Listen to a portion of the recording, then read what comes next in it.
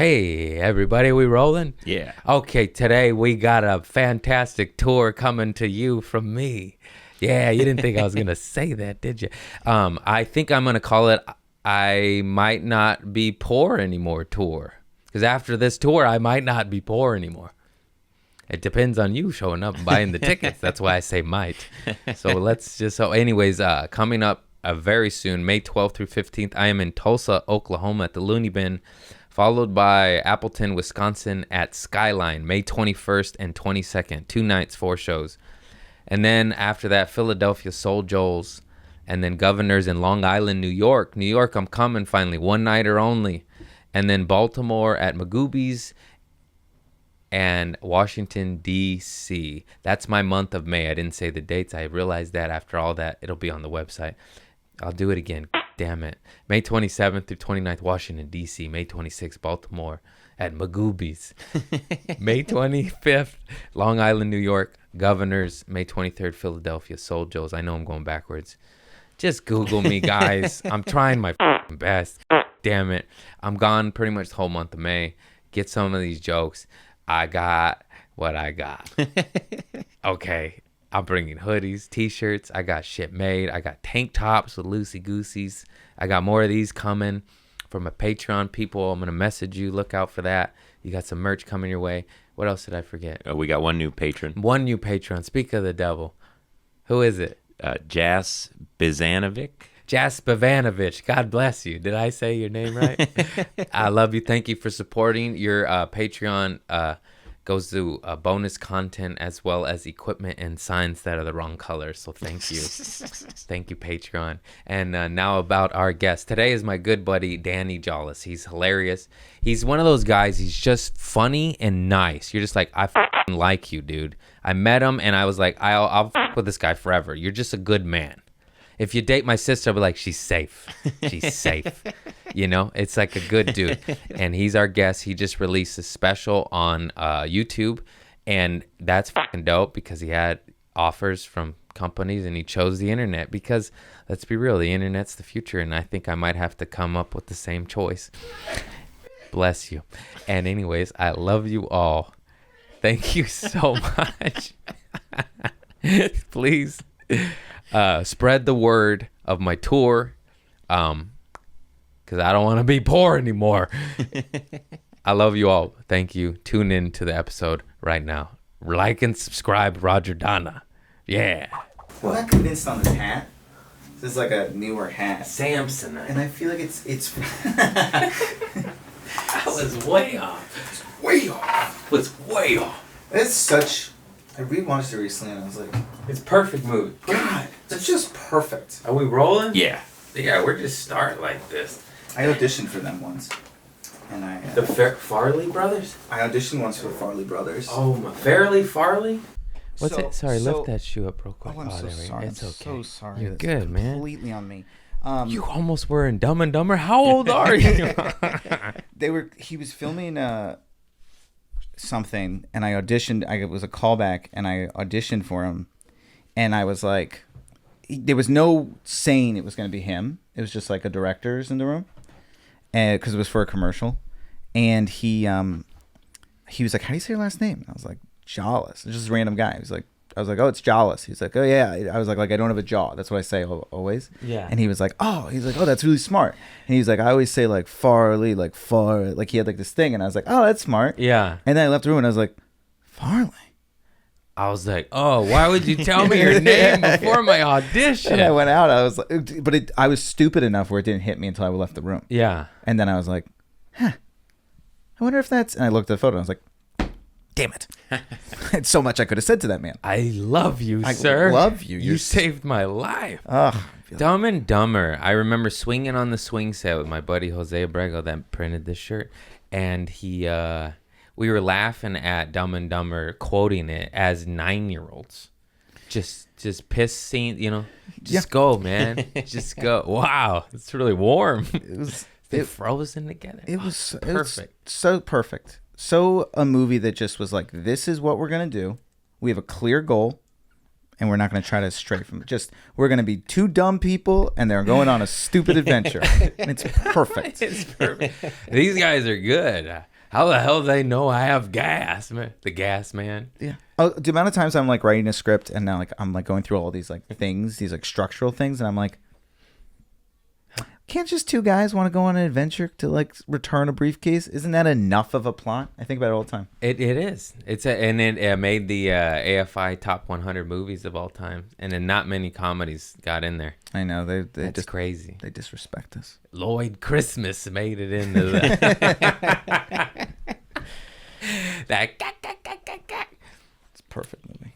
Perfect. Yeah. Speaking of structure, there's no structure here, man. So keep talking, bro. Help me. No, I'm just kidding. How are you? Hey, and then 8 minutes in, I'm like, No, that's how we roll, man. But you just self-produced the special, right? I made a special with Don't Tell Comedy. Fuck yeah. Yeah, man. We just put it out for free on YouTube.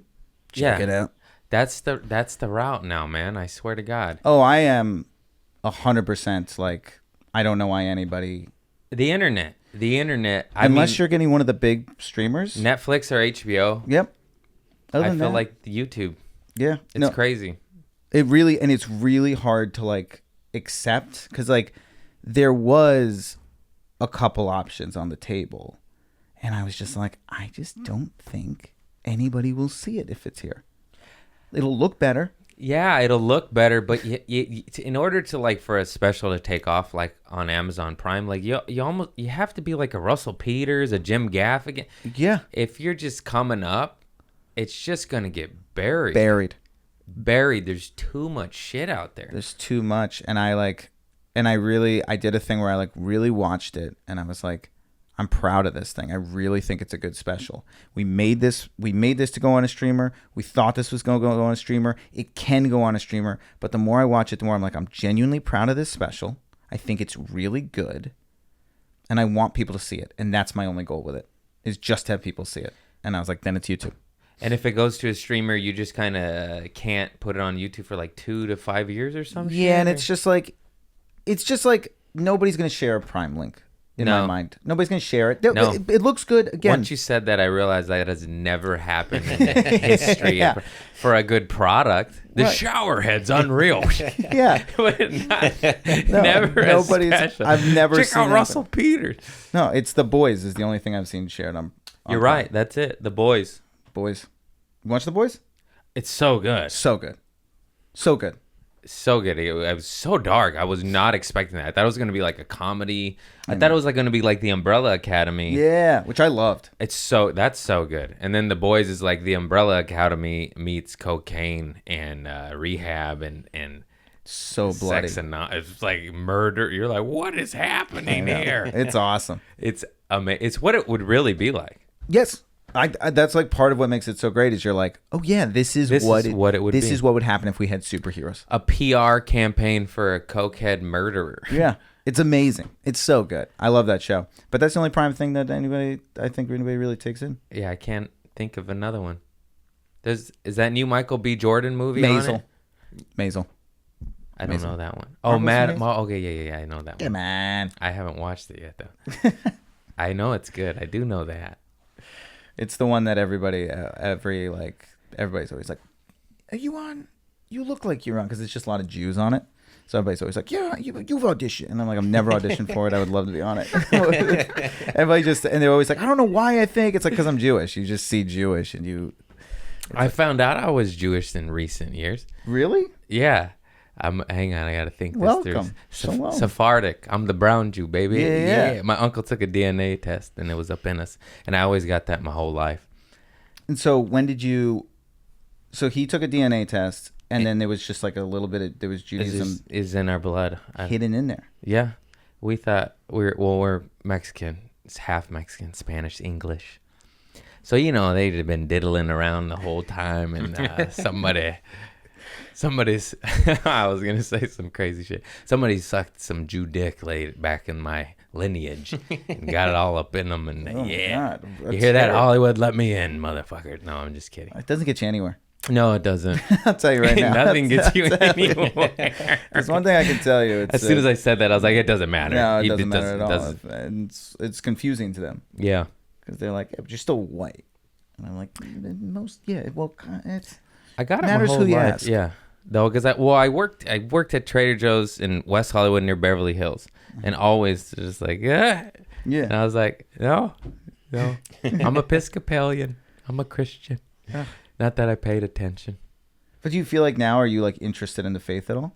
Yes, which is weird because my whole life I didn't give two shits about it.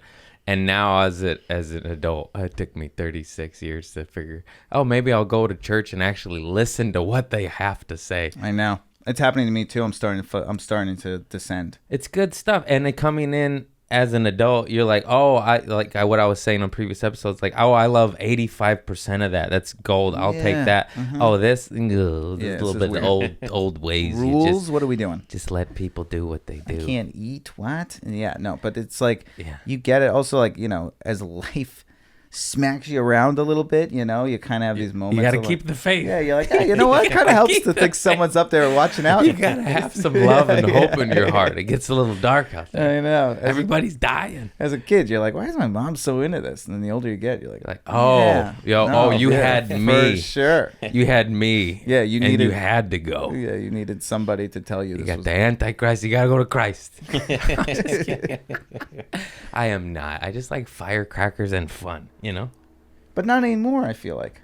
No, I still You've so settled down. I settled down for sure, but there's definitely firecrackers in that closet. Really? You keep some of your vices. You got to have some fun. But I feel like because I feel like you and I have had very opposite paths where I feel like I'm getting progressively like more rebellious as I get older, and you're getting less. We started at very different places because I've never rebelled my entire life. I've always been very like... I just don't like being told what to do. I guess it's basically I don't want to obey anyone, whether it's cops or medical or my mother. I'm just like, get the fuck off me. I do what I want to do. You don't touch this. I don't know. It's I guess it comes from my father. He was rebellious? Oh, yeah. We all were. Yeah. See, I've come from a long line of very well-behaving Jolleses. We're a well-behaved group.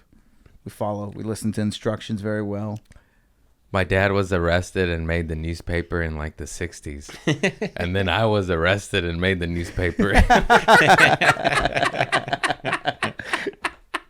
in the 2000s. So, wow. Yeah, my grandfather was a politician. One of my grandfathers was a politician. The other one was a soldier. A fucking politician. Wow, that's crazy. Isn't that wild? No wonder you're always trying to do good. And I met you and I was like, that's a good man. That guy's he's going to do the right thing. I do have a very natural moral compass, which is weird and something that I don't fully get why I got. But I just like... Yeah, I have that, but then I just kind of look away from it every now and then. Well, but then it doesn't sound like you really... I mean, that doesn't seem like it's... It doesn't sound like that's... If we were to be honest, it sounds as if that isn't really there. I go, The point of the moral compass is you're always listening to it. You follow the compass. No, you can't. That's from Monday through Friday. Weekends. Oh, he's on his own. No, yeah. Yeah, it's a battle. You just got to... Can you work clean? Yeah, probably. And you'll follow those instructions. Because this is something that annoys me when comics say that. Every now and then I'll talk to comics and they're like, I do whatever I want. And I'm like, but you've done 2 million shows where you haven't done whatever you wanted and you followed the rules. Like, I hate that. I hate when comics say stuff like, we don't follow rules. I'm like, yeah, you do. You've done college gigs. You know what you're supposed to do at certain shows and you follow it. I've only done one corporate gig. They told me what not to say, and then I didn't listen, and then I haven't done a corporate gig since. I haven't done any colleges. You never done college? No, I would love to. They won't let me in. I don't know why. You do so well colleges. It's hard. It's the market. You can't call the college kids pussies. No, you can't. You got to be very nice to the college kids. I used to... Pussies. I'll go there and I'll say that and I'll record it and I'll put it on YouTube and be the best thing that happened to me. Because I'm going to say it. I'm going to say it. I know you just said what you said, but I was like, no. But the thing is, I can work clean, and it's not, in that instance, it's not, I don't think it's rebelling. It's it's almost like nerves. It's like, don't do this. And then you do that thing. You know what I mean? I've done that so many times. Like, you said, don't do this. Why did you launch into that first? Yeah. The very thing you said avoid. And I don't know if that's self-sabotage or a problem with authority, but there's times where I did not want to do that. I said don't do that, and then it happens anyways, and then I'm like, why did you do this? Why did you? So I opened for Michael Yo, you know. Yeah. He's not clean, but he's a family guy, family comic. And then he Right. had me opening for him, sometimes just two-man show called Open 30.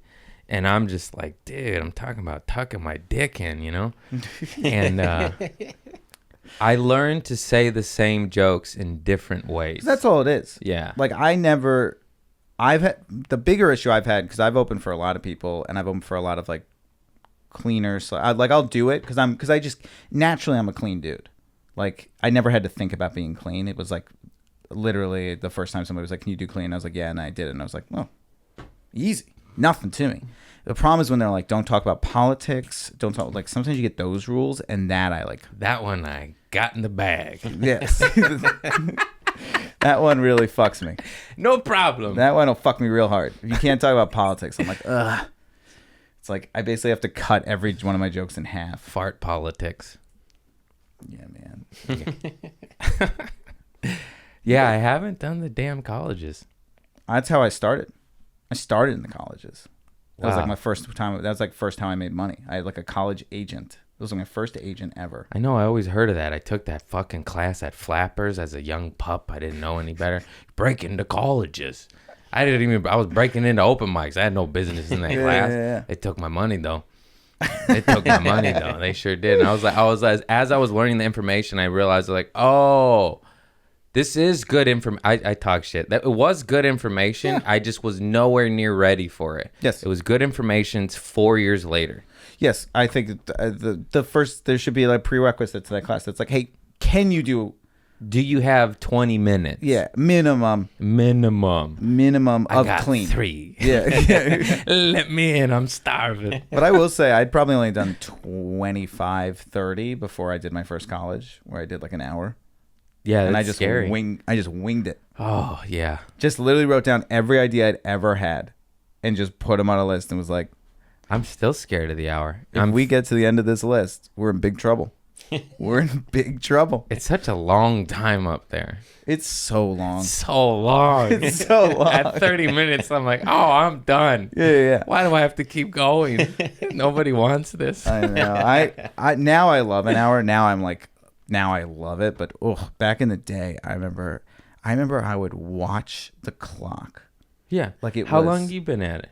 I've been at it 10 years. Yeah, me too. Yeah. Some people hit things earlier. Like I knew people that just weren't afraid of long sets, and I'm like earlier on if they could get them, you know. I'm like, what? I'm just fucking terrified. I lucked my This way. is crazy. I lucked my way into this college agent, and I was like, you know, she was like, because I'd opened for a friend at a college, done 20 minutes. For whatever reason, at this college, this woman loved us, and so she was like, she requested us both back. She requested me along with him to come back, and so the college agent called me. She's like, hey, do you have a clean hour? And I was like, yeah. Yeah. And then she's like, great, do you want to work with me? And that was it. And she never saw my act one time. And then probably like a month later, I That had is my first terrifying. college gig. Yeah. Colorado School of Mines was the name of the school. School of Mimes. Mines. Mines. But as nonsensical. Neither. As Neither. They both get a better name. Either way. Jesus Christ. To be clear, there's no. School of Mines. Yeah. I'm like, I don't even know why I clarified it for you. It's like, yeah, it's silly. It was a silly school. We're thinkers. And I remember showing up and everybody was like, oh, every college gig, like nobody even comes. Like, it's like, you know, you just do it. So I was like, all right. And I show up and it was like a full theater. It was like probably like 150 You're bringing kids. back so many memories for me right now. I don't forget, I did a military one. No, I'm just going to, because I want you to finish your story. Oh, no. Well, no, I just showed up and I remember being like, here we go. And there was a clock to the left and I just started talking. And the way I did it was I had my last 15. So I was like, I just got to get to 45 minutes. And then I can at least, because I was like, let me just close somewhat strong and open somewhat strong. That's it. It's the truth. Yeah. That's all. Yeah, come in hot, in hot. Yep. That middle area, That middle forget area, about that. Yeah. That was my mind. I was like, let's just get through it. And then I did. And I got through it. And I remember being like, all right. And then we just kept doing it from there. Just kept doing college gigs. Yeah, you know what you said that I realized is anyone who's starts off with longer sets earlier isn't afraid of it. Like people who came up in San Diego that were thrown 30 a year in because they were funny. Yeah. They're not scared of time. And I'm like, I came up in LA where you're lucky to get 7, I know. 8 years in, you know, it's, I don't want to say that, but it's true. It's true. So I never had long sets. That's why I did my special 6 parts, because it's 10 minutes. It's 6 10-minute sets. Yeah. Because I was like, as much as I love my hour, that's actually what I know best. Yeah. Is 6 10-minute sets. Yeah. I do 10-minute sets like the back of my. 10 minutes. Perfect. You know how I many was like, tens I got? I was like, I could do I was literally, each one has a title, and like I hold to that theme the entire way. It's structured beautifully. And I remember putting together the hour when I was thinking about doing the special, and I was like, as an hour, there's some clear, just like, you got to do that. Like, anyway. Yeah. So, you know, bacon also. So I'm half Mexican. What else? Those horrible transitions. How many? What else? Yeah, I don't That's know. the worst transition. I do it all the time. What else, guys? I know. Well, I'm Mexican. My bullshit line is I hate when I do it, but I do it all the time where I'm like, I probably shouldn't do this next one. I'll do a lot of stuff like that, and I'm always like, in my head, I'm like, you knew you were gonna do it. Yeah, I'm gonna. What do are you it. I do doing? it. You're just a liar. I'll do that too. But I say like I was gonna do it anyways. Yeah. I let them know. Oh, that's good. See, you got that cool. You got that deeper thing you can slide into when you do comedy. Deepness. You go over here, but then you go on down the other side to go. I just turned into a Muppet right before your eyes. You didn't know I could do that, did you? When I do acting, no wonder I don't book anything. When I do acting, I turn into a Muppet. I get real nervous and I growl a lot. Really? Yeah, it's hilarious, but it's may not cause for every scene. I feel like you'd kill it on acting. If it's this character, yes. Yeah, if it's this character. If it's this character, I'll slam dunk. What's up, Hollywood? But if it's anything else, I'll stay on this microphone in my living room. Living room? Yeah, this guy. No, I called the bathroom the wet room yesterday because I was about to take a shower and I was just quick. I was about to go in the wet room. My girl was like, "What'd you say?" Bathroom. I said bathroom. You said wet room. What are you gonna do? Have you been with her this whole pandemic? Mm-hmm. Have you guys almost killed each other? Mm-hmm. Yeah, me too. My fiance and I. It's tough, man. It's crazy. Well, when we moved here, yeah, she's the best. It just worked out, like you get quarantine, you almost kill each other. Mm-hmm. You do about 5 years of relationship in about 3 to 5 months. Mm-hmm. And then it's like your soulmates. It's at the end. Yeah. I'm engaged now. Yeah. Because of this pandemic. Yeah. You can only go through a year locked in a room with somebody. It's like, all right, we're either going to be engaged or break up. But yeah, I gave her a rock, just like a pebble I found. And I was like, that's all you get. That's it. How long you been together?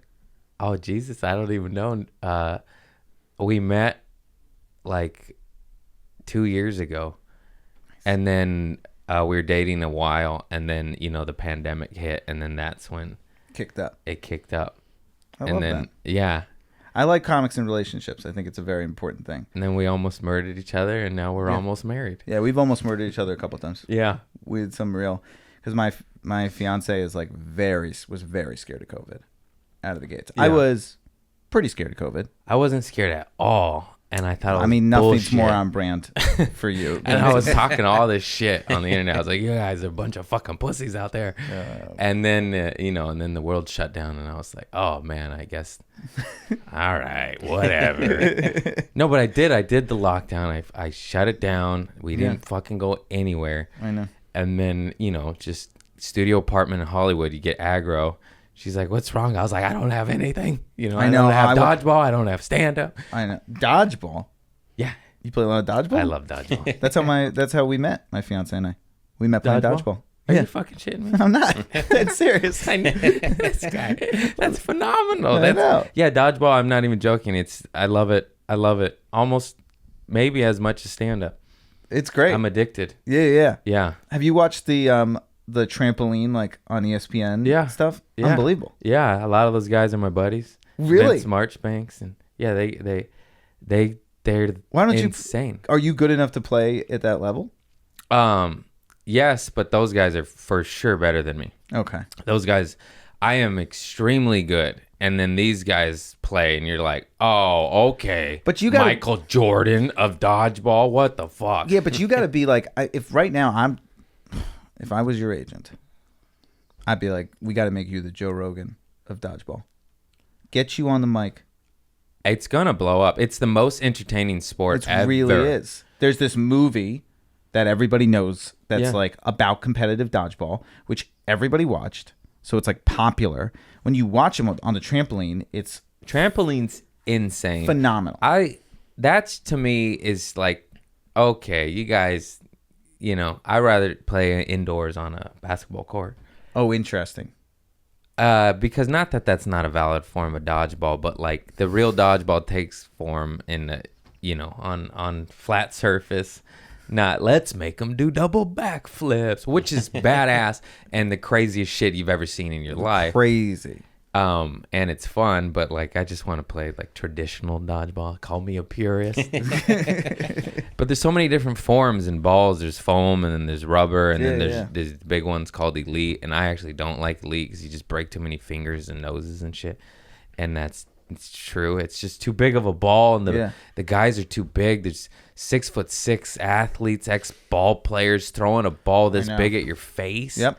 75 miles. Yeah, your nose breaks. Yeah, no, a couple times Yeah. I was playing with people, and it was like, just every now and then you'd see something. You'd be like, oh, that guy's a cannon. This thing is coming at me so hard. They clocked somebody. I forgot. I said it in past episodes. It was like 82 or something. Wow. The fastest guy throwing dodgeball. And this was just fucking around at a tournament. Hey, let's see who could throw the hardest. And they just had the gun. And it was like a guy there. There's probably another guy. Ugh. It's insane. It's insane. I probably throw like 60, 65, which That's is not bad. I don't even know, but these guys are next level. I'm pretty goddamn good. Because 60 isn't bad for a baseball. I got a medium cannon. You got a These little guys cannon got there. extra large. I have no cannon. Super deluxe. I have zero cannon. But that's the thing I'm with a good dodgeball. ducker. But you could be smart. Mm-hmm. There's so many people with terrible arms that still are so good because of the timing. They're smart. They're like generals. They're like, okay, he's looking left. I'm going to throw right at his heel. And then they fucking snipe you. And you're like, oh. I know. Well, and my only move is throw low because I don't have the strength. Yeah. So I'm not going to blast you. If it's up here, you're going to catch it probably, particularly these like guys who have great hands. I fucking catch everything, dude. I love it. I love getting one of those A players to throw as hard as they can at me. I mean, they get me a lot, but every now and then I'll go... I go, and it's so my exciting. drug. I'm just like, this is a catch, the way that flips a game. Come on. Oh, one of the best moments of my life wasn't killing on stage. The guy with the hand cannon threw it at my face, and I caught it on my face, and it was the most badass I've ever felt in my life. I was just like, because usually people cry and they go out. I'm just like, I fucking bit that ball. I'm in, bitch. You're out. Do it again. It feels so good. It's so fun. Man, I want to play dodgeball. It's coming back finally. I feel like I'll get hurt. Yeah, I'm officially getting to that point where I'm afraid of getting hurt. I've bent fingers back. I've probably broken stuff, but I don't go to the doctor, and I just limp for about 3 to 6 months. Oh, that's gonna upset me. You just that's. He'd see me at work. I was like, go home. Like I don't want to go to the doctor. 'Cause I don't have insurance. You don't have insurance? Oh, bro, I'm on God's time. This is God's world. This is my life. This is all I do. All I do is sit backstage at comedy clubs and yell at comics to get health insurance. What are you gonna do? If This I is die, all I do. This is my entire life in What's- comedy. Is me being like, please, we cannot keep losing comics. We need you guys. I'm built like a Buick, You're baby. not. You just said you can barely walk. No, that was when I broke my ankle at dodgeball or whatever, foot or You don't even know. something popped. What's the doctor gonna do? He's gonna put a little ace bandage. I got the ace bandage. Put a little CBD on it. You'll be good. You'll be Let me tell good. you something. So I pulled my hamstrings. I had sprained my ankles probably 500 times when I used to play basketball. Sprained my ankles. It was like a part of the game for me. It was like, when am I going to inevitably twist an ankle? Because I was little and I jump up just with the big guys. I just wasn't afraid. And so I just hurt myself constantly. And I pulled my hamstrings a couple of years ago filming something. And I went to a physical. I was like, I read online what to do, like a U. Mm-hmm. And I was like, oh, you just stretch it out, you know. And I went in, and it was like probably a couple weeks went by, and the choreographer for Crazy Ex-Girlfriend was like, hey man, you need to go see a physical therapist. And I was like, nah, I'm fine. She was like, go see a physical therapist. I'll pay for your first one. Just go. And I go, and the lady was like, have you ever heard anything else before? And I was like, my ankle. She's like, how many times? I was like, 100 times. She's like, well, that's because you didn't go to a physical therapist. She goes, that's what happens. And I was like, well, I hear you. I was like, but my leg is good. And she literally just pushed right here. And you went, And I screamed. And she was like, so you're not good. yeah. And you'll just keep hurting yourself if you don't let us help you. Yeah. We got that insurance. I got a guy at a parking lot. You can get insurance. Get it, health insurance. I will. All right. What are you, my therapist? This is important. Get insurance. You pay for a therapist. That could be paid Well, for. that's my brain. The brain needs help. My body's But fine. that's a part of a health insurance. They could cover that for you. World War II? Great. We're near a little small mom and pop airport, so you see all sorts of cool, fun Mom plane. and pop airport. That's what I call it. What do they call it? A little Just a one. little bunch of people. Okay, well, you know, it's our little You want some place. strawberries on your Yeah. plane ride? I got some preserves. All right, we're trying. We used to be at a big airport, but we retired. But we just do it for fun now. Oh, shit. Mom and pop. Get It's a good health insurance. airport. I will. You're right. Get it. I still won't go, though. That's like, at least, yes. I was talking to a comic the other day yelling about this very thing. I will save this community. It's like, I've got to save it. I can't keep losing friends. And somebody was like, man, I don't need that. Like, my body's good. And I was like, are you good enough to survive a car accident? Because that's what'll do it. And he was like, he goes, I already had a car accident. I was like, how'd it go? And he's like, I'm $150,000 in debt. I was like, this is the exact issue. Yeah. Yeah. Well, you know what? You just file bankruptcy and start over. Clean slate. No. Good luck. I don't own anything. But What you you gonna want get? to someday. You're going to. Yeah, and You- then the I'll way- get, I I'll mean, get we an look at LLC. Let me tell you something. Come at me. That Everybody- ain't my money. That's my company's money. You're on a rocket ship right now. You're on a rocket ship. You're about to take off, bro. Yeah, I know. I'll get some insurance. I Get some I want to put insurance. some money in my mouth. I want some gold teeth. You know? I got some shit. Some teeth, you know. My crown fell off and I just kind of been rocking a half tooth this whole pandemic, you know. Really? Mm-hmm. Where? Can I see it? You don't want to show it. No, show it. It's back and in the middle. All There's a right. lot of metal in my mouth. I want to get all that poisonous metal out and put some nice porcelain or silver, a mercury. I don't want the poor man's filling. I'm leveling up. I'm leveling up. You can do that. I got an oak dresser I'm giving my mama. That's how I roll. I chipped a tooth a couple of years ago. Very upsetting experience. Yeah. Real humbling. You really feel your age. Yeah, how'd you do that? I was biting my nails. Oh, you dirty dog. Literally sitting on the couch next to my girlfriend, just like, oh my god. Yeah, just you're like, chewing on it. Yeah, man. Yeah, No, but- I swallowed half a tooth, but a guy punched me and I knocked the inner half of. What'd you do to get punched? Oh, nothing. I had it coming. How many times you been punched in your life? I don't know, sir. I mean, not a ton. You know, Sir. maybe 6, 8, 10, 12. I don't. Usually drunk. Such a big amount. Yeah, you know, I've been beat up a few times. So crazy. Yeah. I can't imagine being like you're just such because I just know you as this. You know like, the sober comic Craig. You I didn't know do. the wild. I didn't. I don't know the wild. The wild alcoholic didn't have comedy yet, Craig. Yeah. That's what it was. I was chasing the adrenaline Because I did not have yet. You're one of my favorite people to see out. Like you're so fun to talk to. You're such a good, Thank you, bud. good Yeah. person. Like it's so crazy to think of you getting punched regularly, consistently. It sounds as if it's a regular It's part. over a few years, you know, but they add up. I just like to have too much fun, and you know, I'm a rambunctious little knucklehead. It's never malicious, but it's like Right. let's start some shit, but fun shit. I don't like violence. I don't like getting my tooth knocked out. Yeah. But you know, you just gotta say yes. And what's the next? You had those improv skills. Yeah, I had them way back then. Wow. I never done that, but yes. I'll try that interesting shady substance from a stranger I've never met before. I've only been punched one time, and it was random. It was just it was the knockout game in New York City. Do you know what the knockout game is? Does anyone know what I'm talking about? Just It's like a game. It's like a gang initiation / like just like a thing, you know, riffraff do, where it's like you have to knock down a stranger in one punch.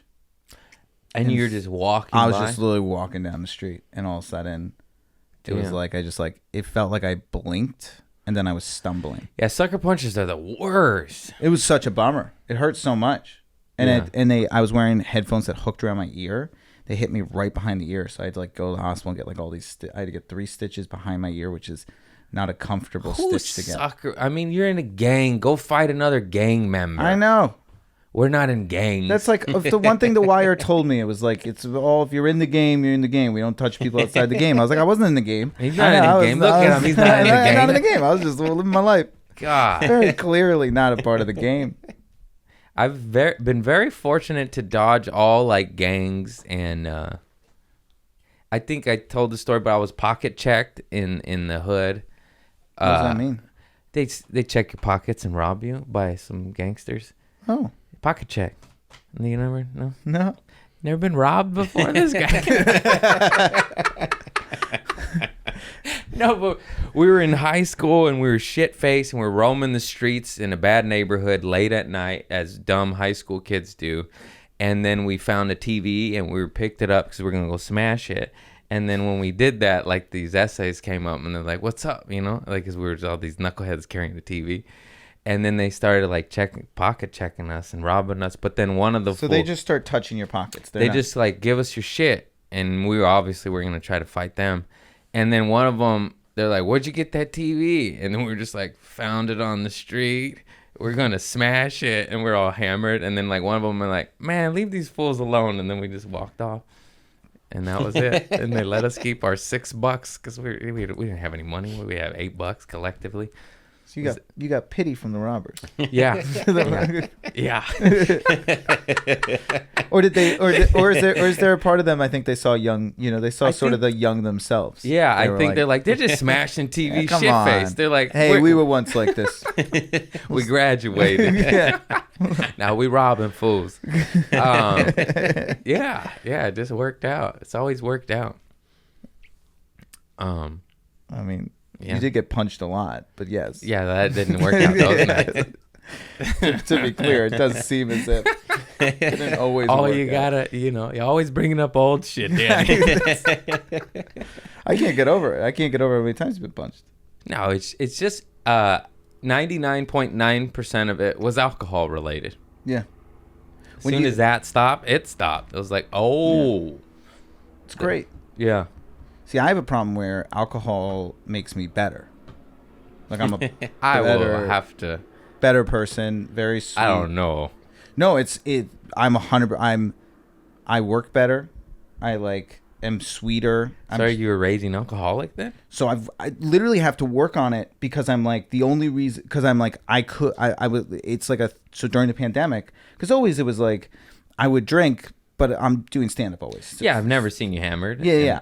And I don't like getting hammered. I just like having a couple drinks. You're a normal person. But then do that? But then during the pandemic when I had nothing to do, I was like particularly because remember out of the gates it was like 2 weeks. Then it was like another 2 weeks. Remember when I thought that was true? Yeah. Remember when we all thought it was just a couple. I was like, oh yeah, I would still have that spot in Long Beach. Yeah. Oh, I know. I'm still like talking about dates with people. Yeah. And like, yeah, they were like, we're just gonna do it like late. We're just moving it to like early April. And I was like, okay, yeah, we'll be fine. So early on, it was like, all right, so I'll take a couple weeks to like drink. I'm doing what I'm supposed to do. I'm being a good person. And then it was like another 2 weeks. And then like after a couple months, I was like, I'm just drinking every night. I mean, I'm just now an alcoholic on paper. This is just an alcoholic. So I had to stop. And then I started doing weed for the first time. Yeah, well, weed's the savior. I to be honest, I wish I started it sooner. I don't think I would have gone as nuts in that studio apartment because that was, in the beginning, I don't like you literally just talked about it, and I get like I'm like, oh, like what was that? It was so dark. What was that existence of? You didn't know, you didn't acclimate to the fucking situation yet. You just didn't. None of us knew anything. How dangerous it was. What? Yeah, and you just realize also how much stand up means, at least to me, and I think for you, like how much it meant to me. Like I finally found it. Yeah, I found the thing I love. Yeah, I was like, I'm so happy doing the thing. I love my job. I love it. And I mean, I was doing Zoom shows. Oh yeah. I mean, and by the way, and I didn't just start doing Zoom shows. I started perfecting Zoom shows. You started producing Zoom shows. I mean, I early on did a bit where I fought myself in the background, and then like now I just like put out a clip of me like my new Zoom bit. I mean, I embraced Zoom so hard because I was like, I'm gonna kill. I'm gonna be a Zoom comic. I was like, I'm gonna do whatever. I was like, I just need to do something. I'm gonna lose my fucking mind. I'm so bad at the internet. I can't do the internet. I hated all of them. I said yes to all of them. I did hundreds of them. Yeah. Good for you. I think I enjoyed 2. No, I got lucky. My buddy Zane Hellberg, we do a lot for rehab centers, perform for rehabs facilities. Great. I forgot the name of his company. He's gonna kill me. Hang on. Laugh In? I don't know. It's on an old episode. Help me out, producer man. And then, but we would perform to rehabs, and that was to me okay and better than the others because when it's 800 people or 80 people on 80 different little screens, there's too many heckles, too much shit going on. But if it's a in-house rehab facility and it's a living room of 14 guys kicking shit, that shit's awesome, and I would actually enjoy those a lot. Oh, that and then sounds you're fun. being of service, you're doing a good thing. Yeah, that but helps. it's like, am I helping them? I'm helping myself 100%. To not go be them again. Hey. Sorry, guys. You're junkies. So was I. So am I. I got the bug. What is it called? Laugh to Live. Laugh to Live. That's to right. Live. Laugh to Live Foundation. It's a nonprofit. We're trying to blow that shit up, or he is. I just perform on it a lot. And we go to rehabs and perform for the little junkies.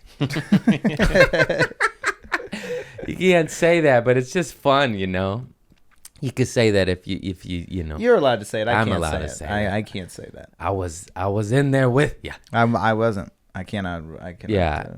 Yeah, it's just fun. I just know my. It sounds brutal, but it's like it's what we were. Let's be honest. I think it's beautiful. I You're think still it's in your mama's car to go cop narcotics in the hood. Yeah, you made the label. But it's also cool. I mean, I think it's made you such a fuller person because now you've grown and like. Yeah, it's true. Minus the punches, I feel like. No, every man needs to be knocked out. Well, that was a bad knockout. But it just, for me anyways, it's like, oh, I should shut my mouth. Sometimes, Yeah. Who was it who used to have a joke about that? Where they're like, sometimes you need to be punched in the face? Bill Burr. It's a Bill Burr joke where he was like, Yeah. he's like, yeah, you walk away, and you're like, later on, you're like, you probably shouldn't have said that. You know what? I gotta think about it. It's true. And I was like, it's true. It humbles you. yeah. I needed about 4 knockouts, unfortunately, before I go, oh, First 3, it's me. first 3, you were like, Nah. what is happening? I keep getting caught up in these weird situations. Yeah. Right? Chokeouts don't count. Have you been choked out? Yeah. All my stupid friends do jujitsu and fucking ninjutsu, and they always get drunk and then try to fight me, and I don't know that. And Physical drunks are. Yeah, so I scary. just gouge eyes and twist ears and bite and claw nut sacks, I'm a survivor. Sometimes you lose some friends along the way, though. They don't understand. He's trying to rip my nuts off. you ever choking me out? Yeah, I mean, it is very unfair when a jiu-jitsu guy starts doing that Yeah, stuff. I And know. you're like, I'm stop it. Oh, yeah? Yeah, Oh, you're like, I can't What's the fight- ninjutsu got against this knife? Ah-ta-ta. Never did that. Maybe one time, but that's another story.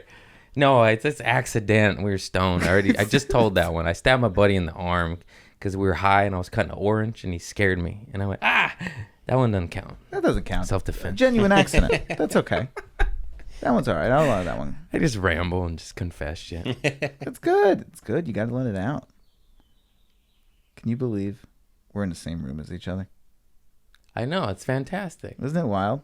It's good, man. I just realized I made you come in my bedroom to read the notes that I also have right there. What do you mean? If I can dream it, I can yeah. have it. If I have on a post-it, if I can dream it, I can have it. Love that. And I love and accept and forgive myself. It's good. I just break and start crying. I think it's good. It is. You need those things. 'cause Yeah, I was just telling go, you, I wear the necklace all Yeah. the time. It says, what would you attempt to do if you knew you could not fail? Gotta have your thing. You got to have them in your fucking face because every second your brain's just like, come to the dark side. I've caught so many bad breaks in Yeah. this industry, and it's like, you just got to keep remembering. Like, You what laugh we're it here to off. do. What are we here to do? We remember what we came here to do. That's all that matters. In the beginning, you just wanted to talk into a microphone and make people laugh. And then you get stuff and you get attached to the stuff. And then you're like, but I didn't get that thing. Right. And and then it just changes. You have to constantly check yourself to be grateful for what you got, because if you don't, you'll literally go insane and not appreciate any of the things you got. And you got to remember where you came from. Yeah. And I'll go one further, which is you really have to, and this is something like particularly young comics, I'm like, as quickly as you can get to this place, and I was like, it's not easy to celebrate your friends' victories. Yes. I was like, it's hard. I was like, you think it's easy. It's hard when one of your good friends is like, I just got this thing. And you're like, over me. Yeah, it's I've talked about that before, but it's not even because there's genuine people that you love and you want them to get all the things, and then they get it, and it's not a hate towards them, it's a self-hate, like, what's wrong with me? Right. Why can't I fucking get that shit? Yep. And that's what you have to check, because you just get caught up in the rat race. Yep.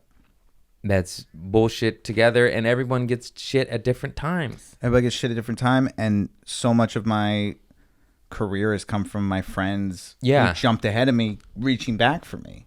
And part of the reason they did that was because I didn't flip. Like, I see so many people flip out at like their friends the second they start getting stuff, and start that's resenting crazy them. to me. And I'm like, and it's even that quiet resentment, but like you feel that, you feel like even with my little bit of success, there's certain people who have been like, ooh, it's not fun being around you anymore. Like, it changes. Yeah, I feel like you're mad at me. I'm just trying. Yeah. All I did was try. And what's even insane is the amount of success, each different, but there's not a massive amount, Yeah.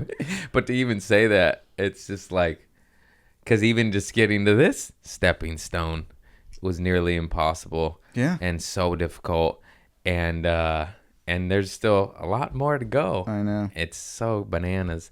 I feel weird talking about the business because, I don't feel like I made it, but I guess technically I have, in the sense that obviously I want to be, I aspire to be as great as these fools like Burr and Mitch Hedberg and Nick Swardson and shit.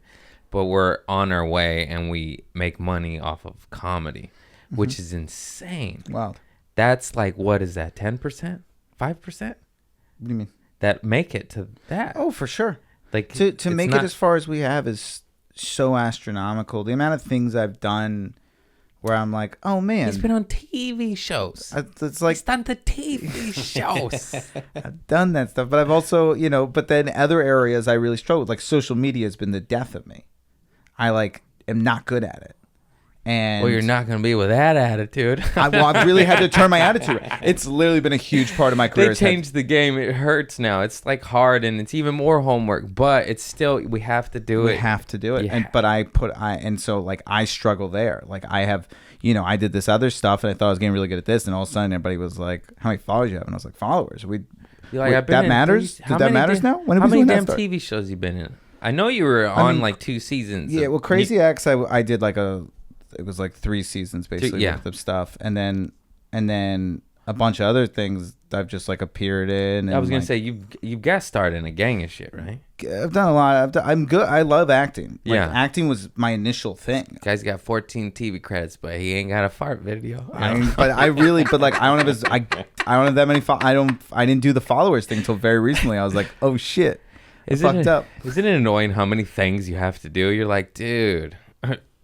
Back to I just wanted to talk into a microphone, and now I got to book my flights. I got to hire this guy to make me flyers for my tour. It's good problems, but I'm just like, I don't want to do anything. No, it's a lot of work. It's so. I mean, booking flights, particularly when it's stressful.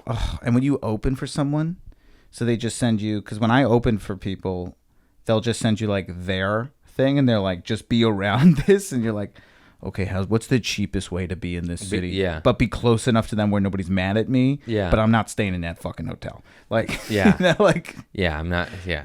like he's staying here, and you're like, I'm not, but I'll be at the Motel 6 down the street. I'll be right down the street. You Right gotta be down like, the but street. you gotta Yeah. always be like, wow, right down the street. People don't understand the importance of when opening for somebody. Like, everyone talks about this, but it's true. Like, you have to be, it's part of the hang, you're alone on the road. You got to get coffee, joke, right? Do whatever.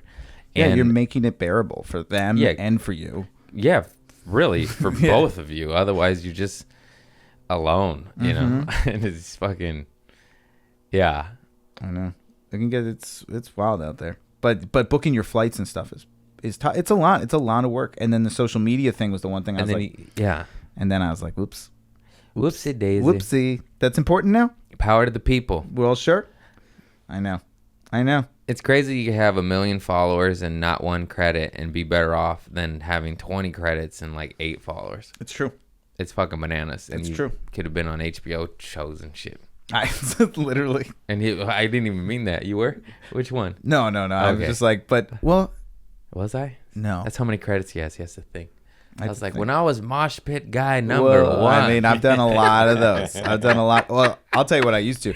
Commercials are still like, I make, that's like, even right now I'm in a commercial. Yeah. Oh, yeah. I just saw one. Yeah. And like, I liked it on the Instagram. Yeah. You doing the thing. I still do the commercials. Yeah, Like, I know. I and- need it. I done a couple, but I'm non-union. I got to get in that union. I'm close. I'm union eligible. Or I don't know how. Don't join the union until you have to. That's all I heard. 'Cause- And I never had to. Because once you're in, well, they'll tell you.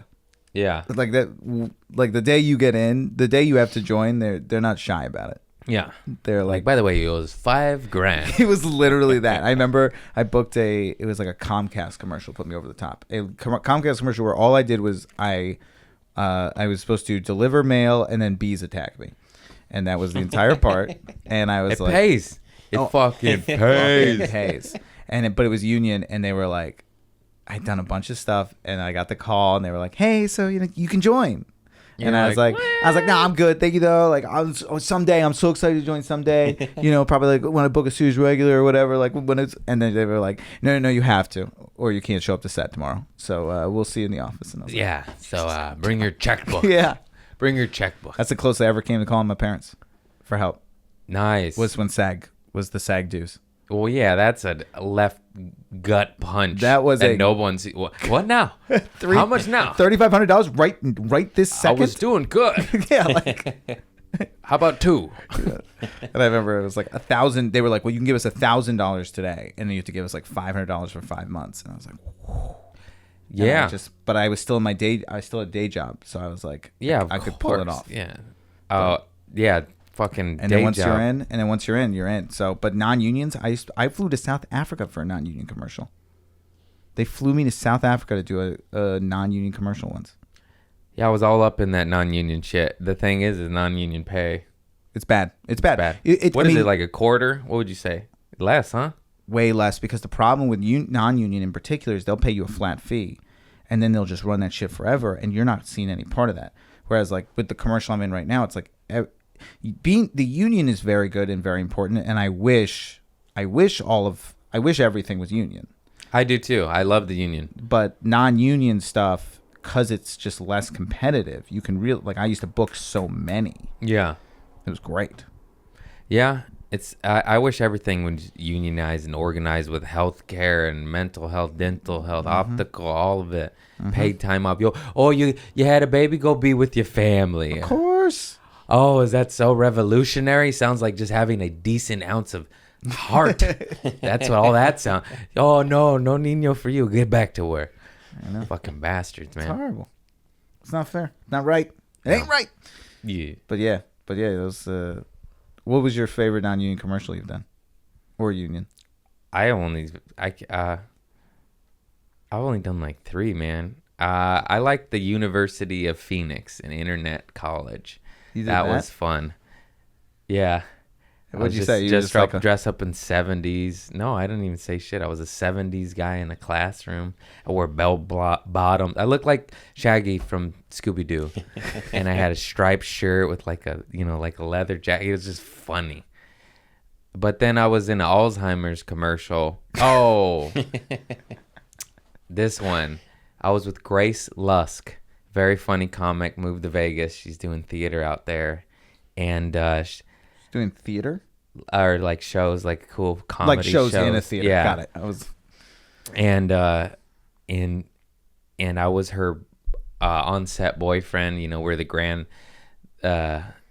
grandma's kids. You know what I'm trying to say. Yeah. And we went to shoot, and I got excited, and I just like twitched, and I spilt a glass of red wine on the white tablecloth as they were about to start rolling, and they're like, "Oh," because you know how shooting works. And this was like a time-lapse shoot. It was like the whole commercial was like showing the grandma lose her memory in time lapse. And at the audition, how I got it, I remembered I said something like at the end where I made a joke. You buttoned it. I buttoned it, and I got a big laugh. I think I said like, "Grandma's losing it, huh?" And then it fucking killed. And I was like, I can't believe I just did that. And then I got the part. It's so funny. And then I knocked red wine on their set, and I felt so bad. And they handled it, and thank God they had like another tablecloth they had backup. Yeah. And they salvaged it, and it was bad though. It was like a how are we gonna make this work kind of moment. Yeah. No wonder I don't book. I've had those on every single commercial I've worked on. The first one, I broke the table. I was mosh pit guy number 1 for a Microsoft Bing commercial. So when you referenced mosh pit guy number 1, you were. I was. It's not a joke. It was because I remember thinking it was such a specific character at the time. It comes from truth. It was the first commercial I ever booked. And in the audition, they had you run and jump on a pad, you know, like a wrestler, like WWE style, power bomb. So I did that. Of course, I got the part. I jumped with no fear. I'm a big roof guy. I've been jumping off roofs my whole life, you know. And then I get to the set, and I'm just thinking of the audition. Right. And they're like, "All right, show us what you're going to do." And in the audition, I power bombed the table. So the cameras aren't even rolling, and there's actors, and there's a wood table, and this is at a dive bar. It's dark, Harvell's in Santa Monica, of 3rd or 4th. Yeah. And then I just power bomb the table. I break it off. The drinks fly. It goes everywhere. Everyone gets wet. And then once again, it was like a what are we gonna do moment. The gaffers are laughing at me. The camera guy, no one can believe what I just did. They're worried about me because I look like I'm injured. You know, I just broke a table, and this was like a thick wood, a steel post, drywall, the most sturdiest table you could imagine. I swear on my fucking Do you know life. how many meetings happened when you left that set about that moment? What do we do? What if he's injured? Do you know how many, what do we call the ambulance? Oh my God. Okay, so listen, we can never say those words. Now we know. We can never say to an actor, show us what you're going to do. What we're going to always have to say. Like, they wrote I did the bit. They're going to write a whole they're going to a whole thing of like, before now every actor they talk to, they're like, now show us. Do not actually show us what you're going to do. Just mime it out. Mime it out. And then I remember I was apologizing. They were scared I was injured. And I was like, oh, I'm so sorry. That's what I did. You know, they said, and they're like, yeah, a little less, a little less. We're just going to have you graze the table and fall down. You know, don't jump. And because I just ran and I just jumped and I landed on it and it just ripped off and shit went everywhere. And that's wild. Yeah. They must have been so mad. I just didn't know. I had also, this is the same time I had poison oak all over my balls and arms and shin bones. So I was leaking just pus and blood, and they had me wearing a tank top. So I was long sleeves on the audition, so I was like, I don't want to let them know I look like a leper right now. You know? Yep. And then I book it, and I was like, oh no. And the makeup lady, I had it everywhere because I took a hot bath and it goes in your system. Don't do that. Poison oak. I was on a hike with my drug dealers. Long story. I already told that one. And then so I'm just like trying to hide it, and I just have like, she's like putting makeup on and just had to throw the sponges away after me. And I was like, you got any ace bandages? And I was like, don't tell anybody. I just want the part, you know. So it was all this free food. I know. It's great. I get dyshidrosis eczema on this hand right here. So when I get really stressed out, this only right here blows up. Like these little bumps, pussy like bumps come up, completely stress induced. And so all the time I'm auditioning for things, and I'm like, they're like, show us, particularly for commercials, they're always like, show us your hands. And I'm always like I have to like hide it. Don't never mind that. Yeah. I'm just like, yeah, of course. Here you go. And they're like in the backside, I'm like, yeah, of course I do. And like, these are things that make you do. Show us your feet. Show us your hands. You show me your feet. What do you mean? I will pay you a lot. Okay, here's my feet. You want them in oil? Oh, I've had to be shirtless and some. It's so humiliating. Like, take off your shirt. You're like, okay. All right. That guy works out. Wow. Yeah, that's exactly what they say. Dodgeball. That's exactly what they say when I take off my shirt. They go, wow, that guy works out. I'm like, you betcha. I had to start. I gained the quarantine 20, man. I got in such good shape to start quarantine. That was my coping mechanism, and then I've regressed since. But I'm still in better shape than I was pre-COVID. I went straight to cookies. Thanks for mentioning it. Yeah, good job, man. I didn't know it. I ain't looking at your body, bro. You never look at my body? No. I just know you're funny and I like you. That's all that matters. That's Appreciate it. That. You too. Oh, I had something. It's gone. Damn. What were we talking about? What's up? Commercials. You got a military story to tell too. Oh yes, yeah. When you were mentioning the college gigs, and you said that like you get there and it's usually 8 people, and you think it's gonna be an auditorium. Yeah. So I did the reverse. I was doing a military gig, and I thought it was going to be like an auditorium of soldiers, and I'm doing the Lord's work, and I'm a good man. And then we get there, and it's like a cafeteria for like one soldier and the rest of the employees on the military island, which is just like pipe fitters and union shit and just guys working on oil rigs. I'm like, oh, this is a union gig. Full circle. Yeah, it was like, I honestly don't even know if there was one soldier there. I think there was like one military police there, the guy that patrols the island, which I guess that's a soldier, but like, yeah. Even the soldiers be like, he rats on us, you know? I'm just kidding. I'm sorry. I love you. But thank you for your service. Go police the military. Thank you. Did you ever do have you done American Legions before? Yeah, but on my own, I booked it. Yeah. Because American Legions are the funniest because you're like, oh, it's like all military. And then it's usually just like a bunch of drunk guys. And you're like, yeah. It's drunk. I don't know if this makes me feel as good. It's Is that drunk the- white guys. Yeah, who are just like Yeah. who. It's also those American Legions. They're like it's like pitchers for like $1, and you're like, what are we doing? Yeah. What what is this? Fun fact about me, I was raised in one. Really? Yeah. The Legion, the Moose Lodge, the Elks. Spent a lot of time there with my pop. And he'd drink beer. Yeah. And I'd sneak drinks of beer. He'd drink beer, I'd drink beer. That's Yeah. where I, got my eclectic They just give away beer at those morals from. places. Yeah, for sure. That moral compass that you claimed to have and then disappeared. Yeah. No, I have it. It's there. It's there. It's just, You have it. You do have it. yeah, you just got to mix in a little fun. You got to mix it. A little pepper and salt. Yeah. Otherwise, it gets too bland. No one wants some. Worst college gig I ever did was I opened for Aaron Carter at a Oh, college. no. That is the worst. First of all, no offense to you, that's the worst pair up ever. Oh, 100%. No offense taken. And then also, what? You don't book Aaron Carter and a comic. Horrible. Just have him bring his opener friend. Uh-huh. That never goes well.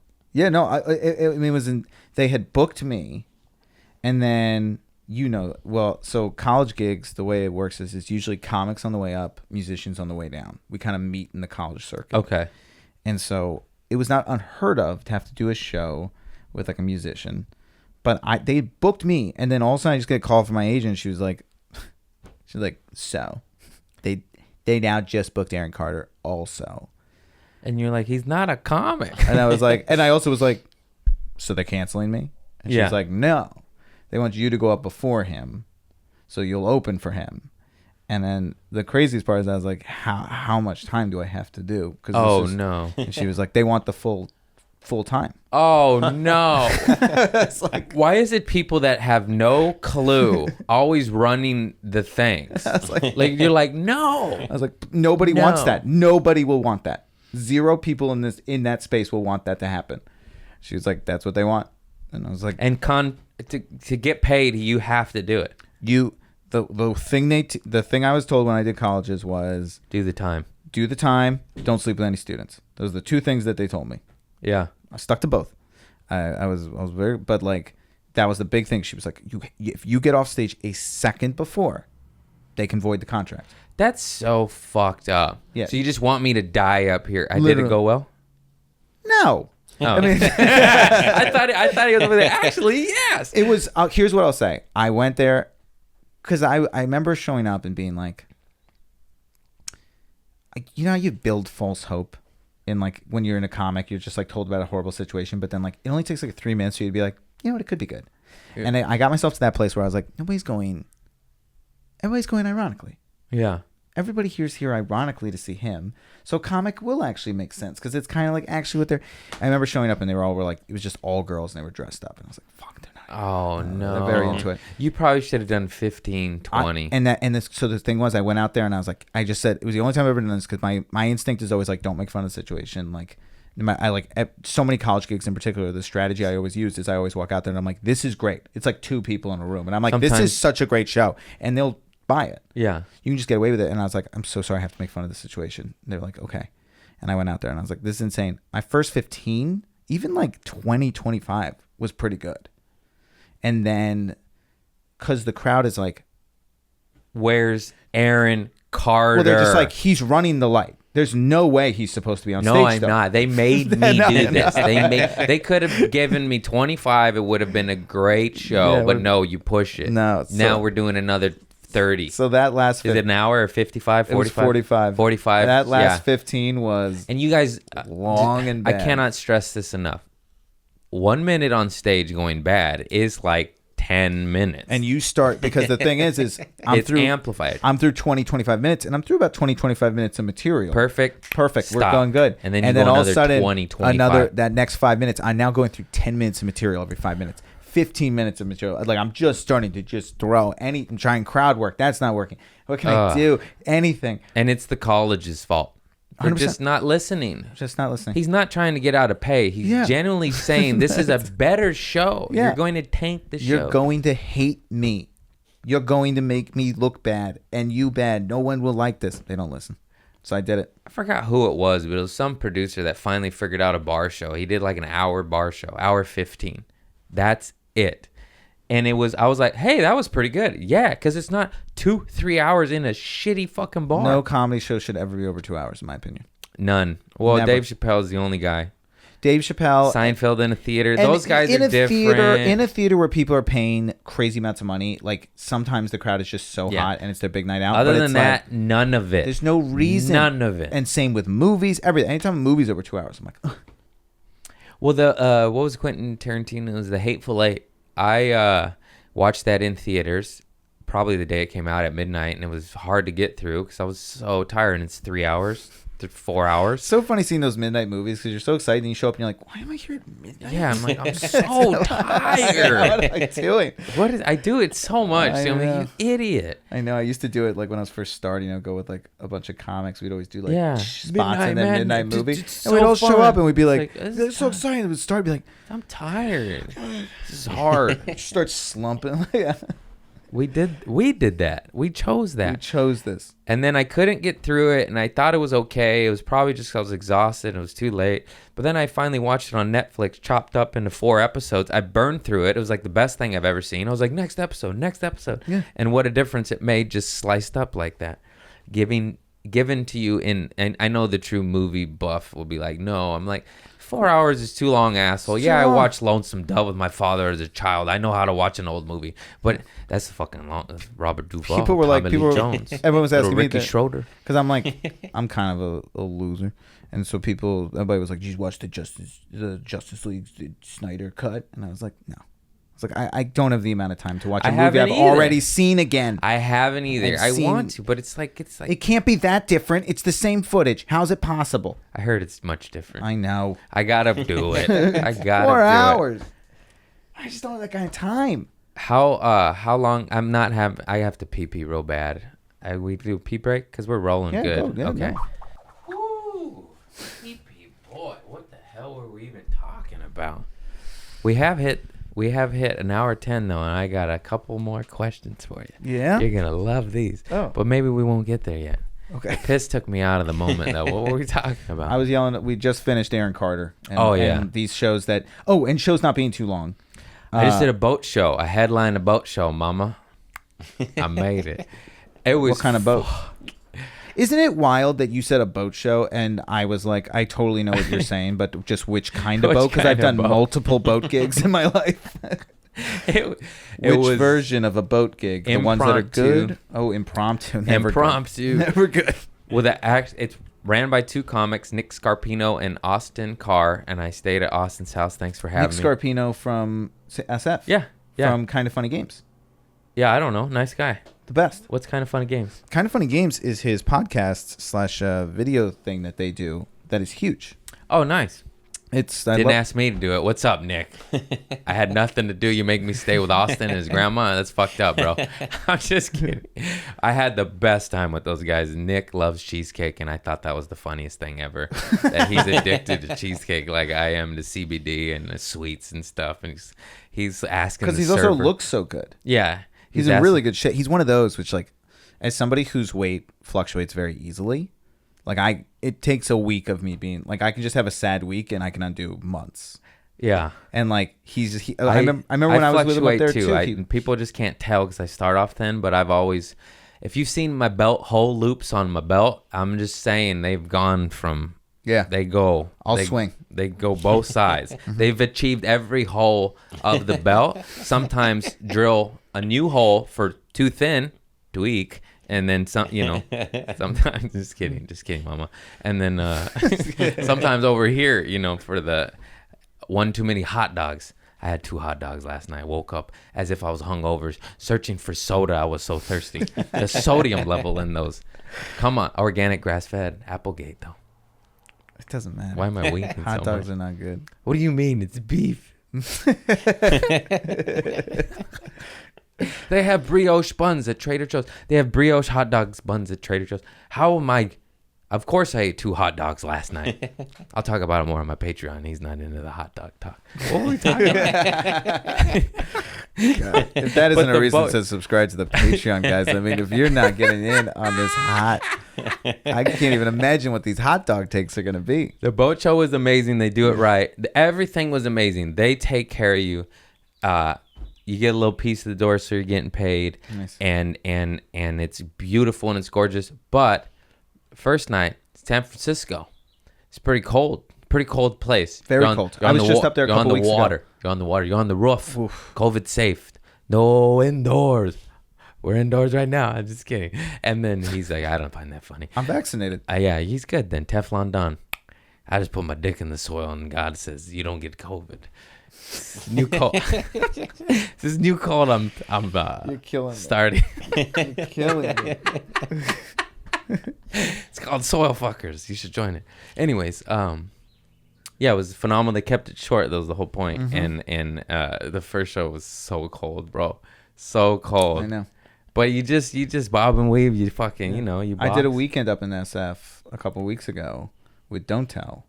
And Oh, outdoors? yeah.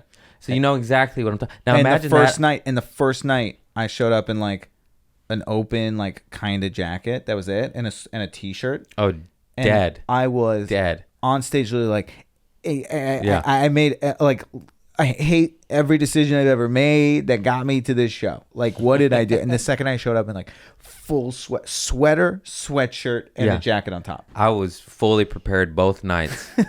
And the first night did not matter because, as you know, just imagine that show, but floating on the ocean with the water Oh. splashing you. Can't even imagine. I mean, not, you know what I mean. Wet wind. Wet, cold wind. that wet, Just cold- gets your spine. Oh, You're like, it's brutal. God. Oh yeah, no, that'll hit you hard. I was in a sweatshirt, jacket. How many people are on this boat? It was, the shows were fire. It was actually, I know I'm talking so much shit. Just the weather. In summer, this is going to be the most magical. If I showed you these pictures, I will put some up right here. I'm performing under a bridge. Not right now, you dingbat. so sad. I know. He's not a dingbat. He was acting. You can call me dingbat. But it was the most beautiful, like where I literally would stop my act and be like, I just can't. Just look at this, guys. Yeah. This is gorgeous under the bridge. I said at that night. I with said the that during one of my city. shows. There's a building that it's so funny. There's a Salesforce building in the middle of the SF that at night has like literally it's like images of doves flying on top of this building. How your jokes gonna compete And with I literally that? was on stage and I was like, beautiful. Yeah. That is beautiful. And then afterwards, everybody was like, it's a Salesforce building. We fucking hate it. It's like like, such it an SF reaction. Sorry, I mean it looks like, nice. I look, don't you know what it is. They're like, yeah, but the birds, it's like disgusting. And it's like, but it's pretty nice, right? I mean, they are having flying. They don't have to do that. They could have just made it a building. Yeah. They did a nice thing. I mean, like, I don't know. Feels like there's bigger crimes. They just made it brick. That looks real nice. yeah, like they tried. Yeah, they're a bit much in SF.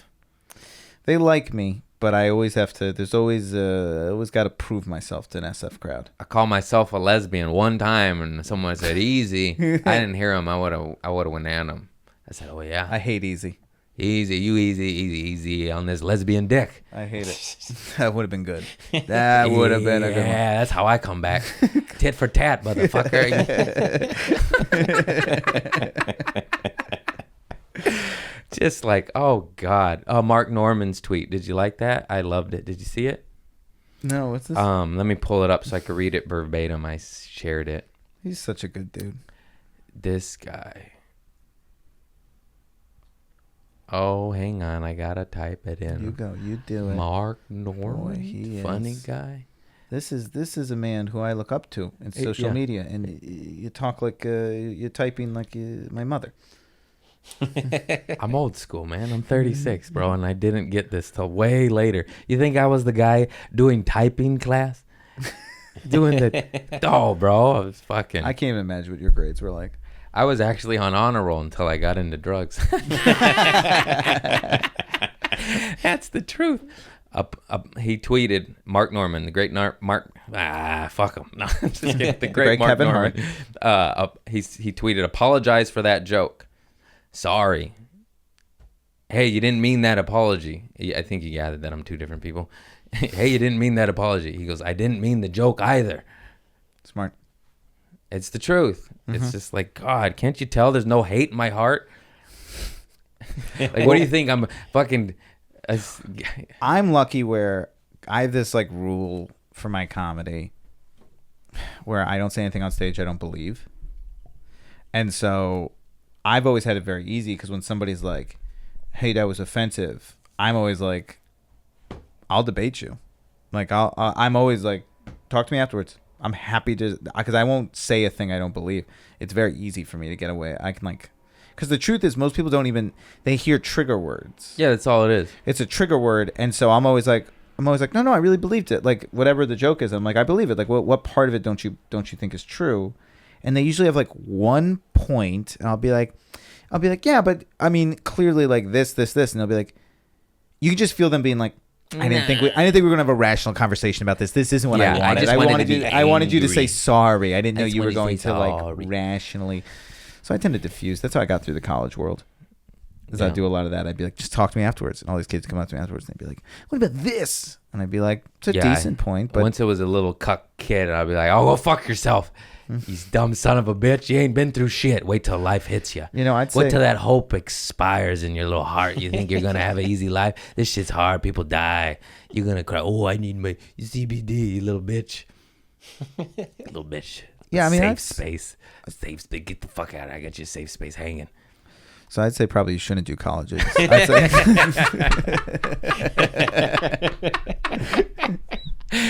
Fucking crazy. It's just, I'm sorry, man. I just see, not that, of course, don't do abuse and bad, but just the sensitive little cuckolding, coddling.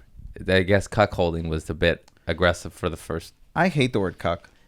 I just hate learned it so much. I hate it. Why? Because it's this word that became for like I don't actually anybody know the real definition. Anybody who has emotions. So a cuck is somebody that watches their wife get fucked, right? Yes. Yeah, that's great. So it's then, a great word. But then it shifted. So yeah, great word out of the gates. This word has shifted into a word I hate. So it started with guy who watches his wife get fucked, which is totally okay. Whatever, that's your fetish. Who gives a shit? Then it became like weak men. It's like you're a cuck if you're weak. I don't like that. Then it became like, now it's just used to be like, it's like almost being used in the same, it's like a way of just describing like a guy who like feels emotions and like. Well, I'm very emotional. I cry all the time. I cry in my car almost, I wouldn't say daily. That's too unhealthy, but a lot. And it's important. Raised by majority women, that they kind of help with bringing the emotions out as opposed to the old curmudgeon men, and at least in, so I love being able a broad spectrum of emotions and being sensitive and cry. I don't like toxic masculinity. That's not what I'm talking about. I'm talking about like safe spaces and you can't say words. And I'm just like, what happens when you go into the world? What happened? You're so coddled is the correct word that I mean, forgive me for better terms, but you're just a little bitch and you can't take life at jobs, managers, fights, you just retreat and you're like, ugh. Yeah, I think that's not a human. That's it's a mixed bag, right? Because on one hand, I'm like, I like college is a place for experimentation. Like I really believe that. And part of that experimentation can be like, hey, what if we're in a place that's really safe?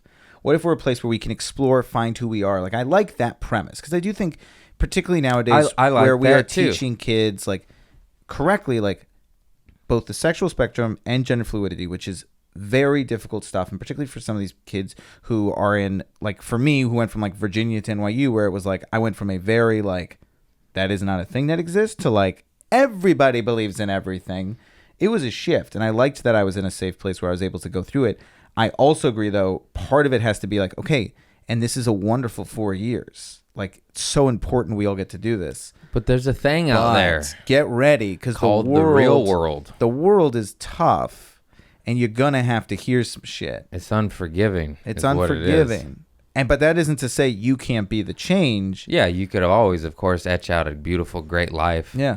But I do, like I'm 50-50 because I get it. I do get sometimes being like, this is a place that you want them to feel safe because you want to be able to like explore and figure out who you are in the same way that I'm like, if you're in a frat and you throw a big party and everybody's drunk and they're underage, it's like, I don't think everyone should go to jail for underage drinking. It's like college is kind of like they should have their own campus police who's kind of like keeping shit under control, because this is a safe space where like you're not supposed to drink, but like we know what happened. Just like you're not supposed to smoke weed at Coachella. Yeah, it's almost the same. Have you seen the clouds above it? Yeah, you know, okay. It's the same thing. It's like there's campus police because you're gonna drink some of it. So it's like it's also like, yes, this is a place where like you can be a little bit more sensitive, and that's okay, because like let's create that kind of environment. It's just once you get out there, you just got to make. It's the same thing with alcohol, where you're like, okay, now we all had fun at the frat parties, but like. In the real world, like now you start drinking drink like a keg. You start drinking kegs when you're out of college. You're gonna have some trouble. I have a job, a wife, and kids. You can't be kegger. Fucking keg stand. Yeah, she's like, honey. It's the real world. The real world, you can't be doing that shit. That's, I guess, my problem with it, because it's not real. But I do agree with you where I do like the exploration of a safe space. But like, what the reality is people getting mad at trigger shit or whatever when they're not even what you just said, like not even explore. Yeah. Like, so I said lesbian in my set one time, one word, call myself one because it's kind of funny. I shaved too close and I did look like a lesbian, so it's funny. But it's like I didn't say I love gay people. I don't give a fuck. I lived in West Hollywood for 8-9 years. I worked there. Like, what are you doing? I don't give a shit. Yeah, no, it's also people bringing their own biases, right? They hear, like, this is something I say a lot where I'll be like, you're actually the offensive one here. I was like for that situation there, I'm like, what if I am a lesbian? All you said is you look like a lesbian. They said that's mean, and it's like, I wasn't saying it in a negative way. I didn't say, yeah. You made the lesbian ugly. Me, you know, you saying I said myself ugly, but lesbians are beautiful. I said I'm beautiful. Yeah. You twisted it. Yeah, you in you your brought angry your lesbian own, brain. Yeah. I don't even know at all. I was told that I heard something, but it was at that distance. I was like, I couldn't make that out. So I just kept going, which is. I mean, that's all I do. Pleasant. That's good in hindsight because I don't know where that would have went. Yeah. There's not particularly like. If I hear somebody grumble at a premise of mine, because I have some jokes that open harsh and then swing into like a better perspective, but I come out of it like hot. Every now and then you got one of those. Yeah, me too, man. Yeah. That's how you do it. You got to sometimes come in there a little like... I start off one joke with, I seen my cousin's vagina before. And they all go, what? And then you got to ease into something nice. You know what I'm saying? That one's called Cousin's Vagina. I'm excited to hear it. Sounds like a good premise. Yeah, you will. But yeah, so I'll always be like, if I hear the grumbles, I'll be like, let me get out a couple more sentences and let's see. Because a lot of times, because also so many times where I see people are getting heckler stuff, I'm like... It's at the beginning. And I'm like... You didn't wait. Yeah, and that person also just didn't... Sometimes people... Because you forget, it's we forget because we watch so much stand-up that we think of it as so scripted. People don't realize how scripted stand-up is.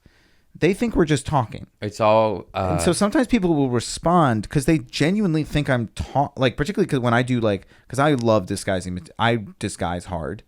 And so sometimes I'll like be talking and they'll be like, he's talking. And they'll sort of like respond because they think it's a response.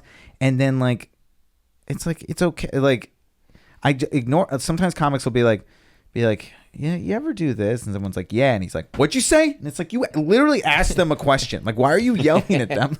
Yeah, I deal with that differently because, well, I only have one where I ask like the audience a question. Like I say, hey, my butthole's so tight. And they always go, how tight is it? I'm like, oh no, it's not one of those, man. I guess I could say, let me tell you. Oh, it sounds like that's a fun little moment. Yeah. That's sweet. That's the only time that ever happens to me. But the thing I don't like is when people yell. I don't like when comics yell. I opened the special with a joke about how like I don't pick on people in the crowd. And I used to open my hour always with it. I'd be like, everyone can relax. Yeah. That's not a thing I do. I don't pick on people. Yeah, I don't talk to you. Unless you was like, talk to me. I was like, I'll talk to you, but like, I'm not gonna yell. I will never just be like, this guy's ugly. Not Yeah. that. It's not my energy. No, I don't. Yeah. I don't want to. I'll do it, but you gotta be You gotta want it You gotta so be bad to get into a real heckler fight with me. ugly. No, you gotta be loud and obnoxious and call for it. Yeah, and you then need. I'll go you in. need. I give people so many strikes. I give people so many. I'll work you in. I'll talk over you. I'll do everything. Yeah. And then like I'll usually have a step right before where I'm like, what do you want from me? Yeah. Because I'll literally be like, because I'm running out of options except to yell at you.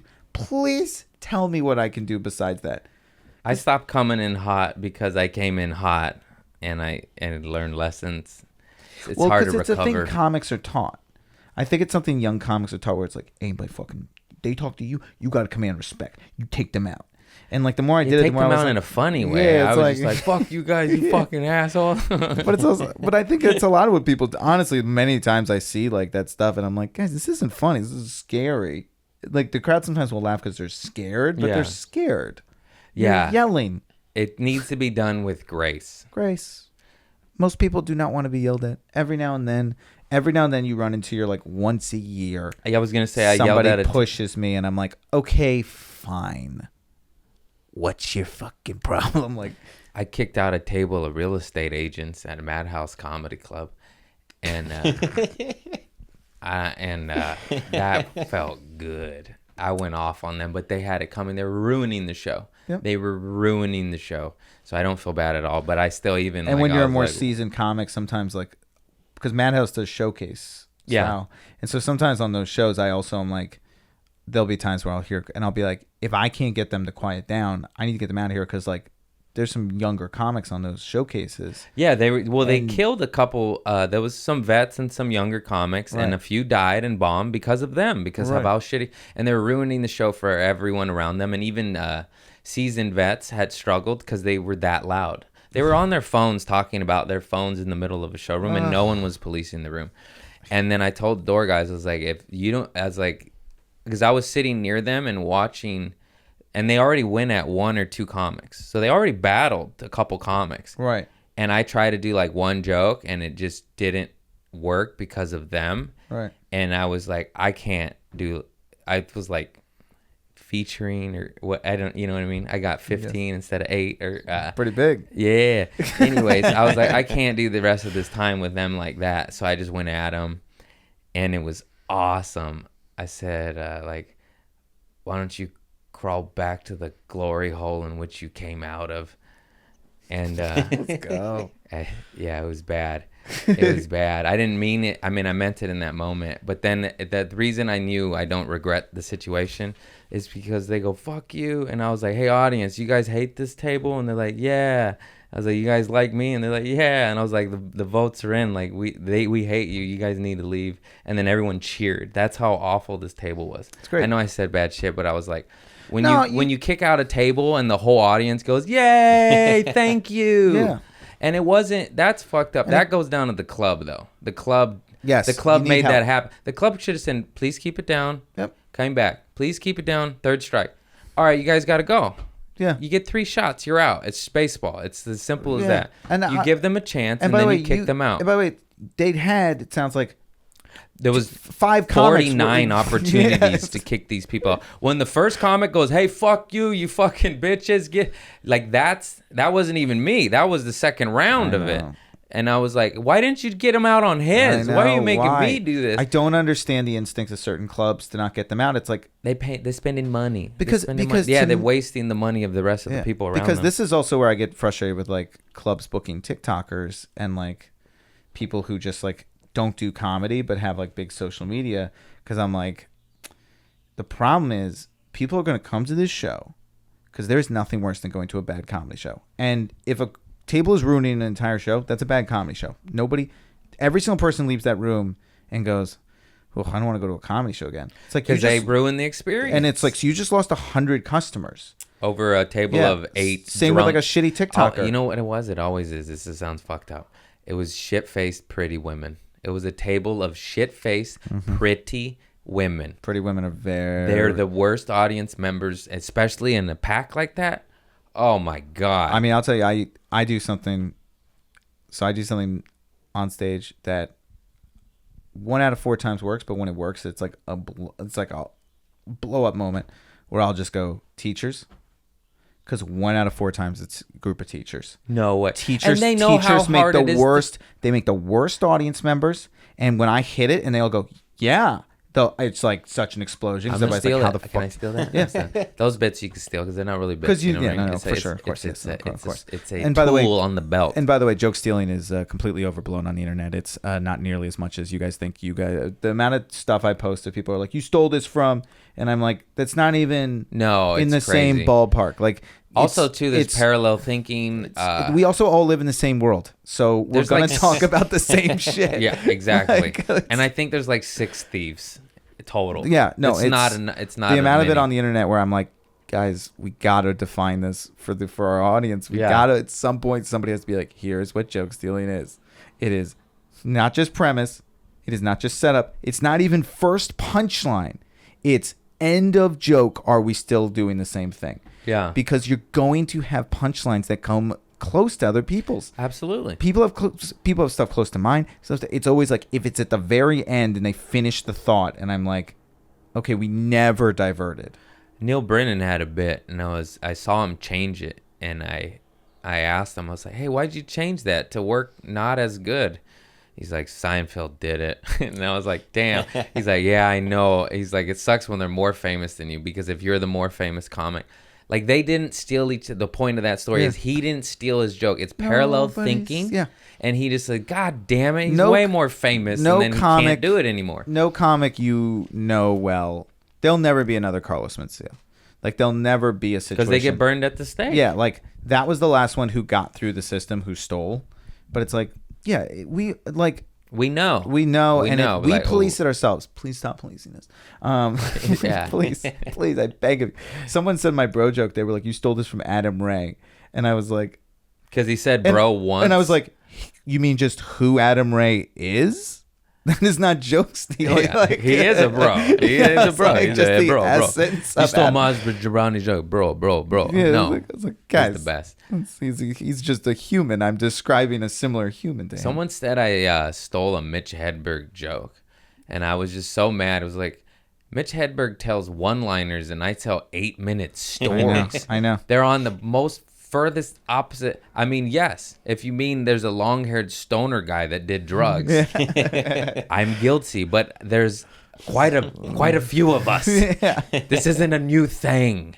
He wasn't the first one either. Yeah, you want to get into it? He stole Tommy Chong. You know, it's get out of here. Yeah. Get out of here. You people are nuts. Yeah, no, please, guys, please. Well, it's usually like, it's the frustrating thing is I'm always like, you can tell they're big comedy fans. And I think they just like, it's a thing they hear about. They're doing a good and thing. I just need like, hey, I think every podcast should do a segment these days, just being like, guys, take it easy. Yeah. Nobody is actively stealing from each other these days. I'm sure there's 1 or 2 a year. Yeah. That happens. But man, none of us want that. It's the most serious thing you can accuse me of. When it is, that's why it bugged me too. Because mine was like, when you read that comment, you're like, I was like, did I? Oh, I never would intentionally, but I was like, sometimes you get soaks into your consciousness. And then I watched the bits back to back verbatim, and one sentence of my 3-minute bit was somewhat similar to something that he said once. And I was like, oh my God, I was so mad. I was like, mine leads into a personal story about me being on a dating show on MTV. Mitch Hedberg's did not. You know what I mean? Yeah. I was like, you assholes. I know. No, I'm literally Googling like, for the Adam Ray one, I was like, Adam Ray bros, Adam Ray. Like, I'm like trying to figure out. Thief, and I'm not a thief. I'm literally like, what even joke is like, I'm like trying to find the joke. I literally couldn't find the joke, and I think that's when I was like, oh, I had to ask them for it too. I said, which one? I gotta watch it because I couldn't find it either, and I was watching. It was Mitch Hedberg, so who gives a shit? But when you're searching for something, it's different than just watching him. Yeah. And I used to go to bed to his album every night. Do you believe in Gosh? And as I was getting into stand-up and improv and sketch, I still watch so many specials. I stopped. It finally changed, but now I probably should get back to it because I just hung out at the comedy clubs every night and I saw it. Yeah, but there's something about, because I really like, A complete special. Because I was like, I put so much thought into how I wanted my special to look and feel, and like part of that was like I always watch specials, and I really look for specials that like amplify the material, versus like blah blah blah live at the blah blah blah, which I'm like, it's just you're just filming a show versus like some of them where they like amplify it. I love that shit. I love when like a special has a thing. Yeah, it's really cool when they're magical. Yeah, I remember watching Chris Rock's Bigger and Blacker. Yeah, like 40, 50 times in high school, and it's like, whoa. And by the way, Tambourine was sensational. Oh, it's amazing. It was nominated for a Grammy. I don't think it did. I didn't get the acclaim. I didn't think it got the acclaim. But it was nominated for some shit. Didn't he win one thing? He might, but those awards are such bullshit. The stand-up special awards are bullshit, and we all know it. But like that special, I was like, that should be an all-timer to me. Tambourine is an all-timer for me. I thought he was honest, and I guess I'm a Chris Rock fan till the day I die, and me too. I guess it didn't match his earlier tempo. But that's what I loved about it. I know, but it was so well thought out, and he told the truth. He was personal. It was real. He's never been personal like that. It was like so cool. I love that. Like it was like same with like Jeselnik's Thoughts and Prayers. Yeah, where he shifts halfway through and he's like just telling a story, and you're like, Jeselnik's telling a fucking story. Yeah, it was so cool. Yeah, that was really cool. I work with him a lot, and he's a fucking badass. I was always emceeing, so yeah. And I love him. He'd be on a ton of the shit, and I would watch him work his hour out, shoot it, come back with his typed up notes, brand new shit, get some chuckles, and build and build and build, turn it into 15. Then you saw the whole process of it. It was so fun to watch. So cool. And then I was like, "What's next? You gonna shoot that?" He's like, "No, I'm gonna tour for 2 years and make as much money as I can off this." I was like, awesome. And he's like, and then I'll shoot it. I was like, awesome. And then he did exactly that. And I didn't see him for 2 fucking years, once here and there, Yeah. Toured, made all that money, and then he shot it, and it was that special. Wow. And I was like, this is so badass to see that process. It's so cool. I mean, I love like, I love just opening for comics in general. It's like one of my favorite things to do is opening for like a bigger comic. I just think it's so fun. I love that opening spot. I think I'm like good at it. You're good at it too. It's like it's so fun. I love it. I wish I got more of it. You pick up so many fans. Everyone thought I was on the road all the time. I'd go with like 4 dudes, 2 times each dude. I was like, it seems like a lot. I know. But I was like, I know. But look, I mean, it was still amazing. People look at my social media and they think I'm literally crushing it, and I'm like, I could not be less stable right now. I've never felt less stable in my entire career. Well, when you're doing well, that's how it feels. Like everyone's like, how you doing? I was like, inside I'm dying, but everything on paper seems real good. Yeah, right now I'm like, I just always have a couple things going that make people think I'm doing great. But you are, though. That's the thing. There's some people with like 0 things going. I know, but it's so stressful. Like, ooh, you better go get some sunshine because your thoughts are going to be dark. These past couple months have been a you ain't rough got ride pot for you, to boy. piss in.